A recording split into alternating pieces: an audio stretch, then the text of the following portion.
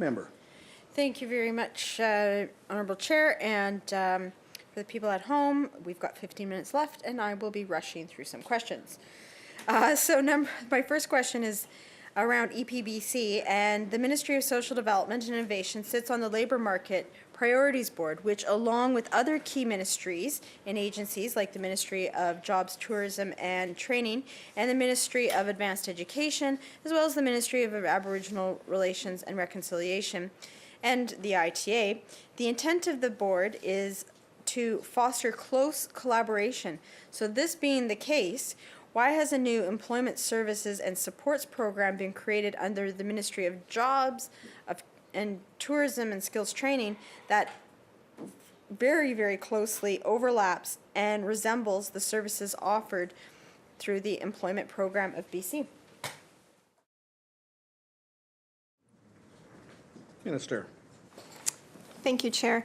The main purpose of the Labour Market Priorities Board is to ensure that there is no overlap. So the Canada Jobs Grant is out for RFP, and ministry staff with both my ministry and Jobs Tourism is working collaboratively. Obviously, it's the end of the day because now I can no longer speak clearly.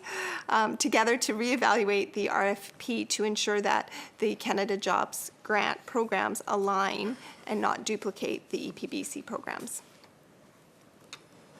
Member.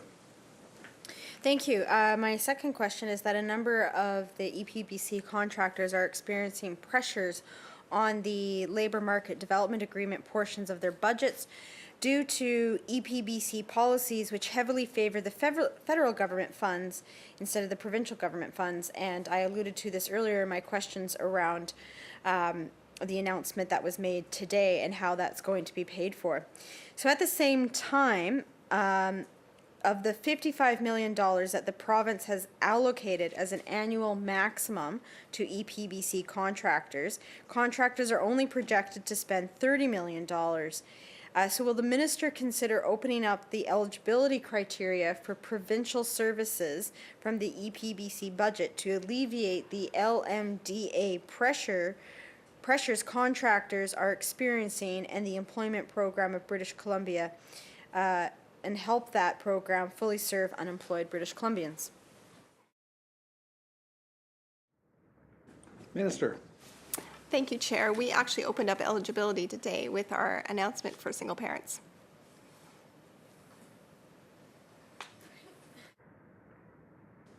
Member. Thank you. Yes, the government did, but again, just highlighting for any EPBC contractors who are just tuning in now, we did canvass this earlier on that there is a discrepancy between the $55 million that was budgeted in the 2 years ago in that budget, and that actually is the amount to which contractors can bill for, and the $30 million that is currently in the budget for these particular items, and that there's actually new eligibility added on to that. So we'll see how that all turns out in the upcoming year.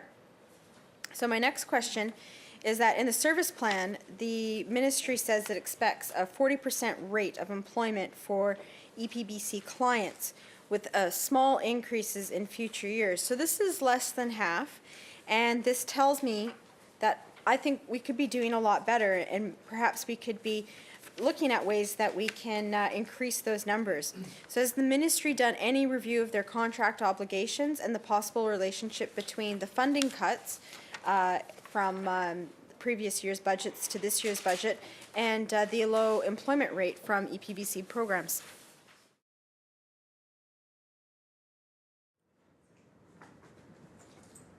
Minister. Thank you, Chair. We all want to see the 42% employment rate increase. We are always looking at opportunities to improve and increase the employment outcomes for our clients. We're in the midst currently of a formal evaluation of EPBC, and we're also in the midst of a 5-year contract. So based on the evaluation, we will look for the improvements that we can make with the program and continue to collaborate with the contractors that we utilize to meet the needs of our clients.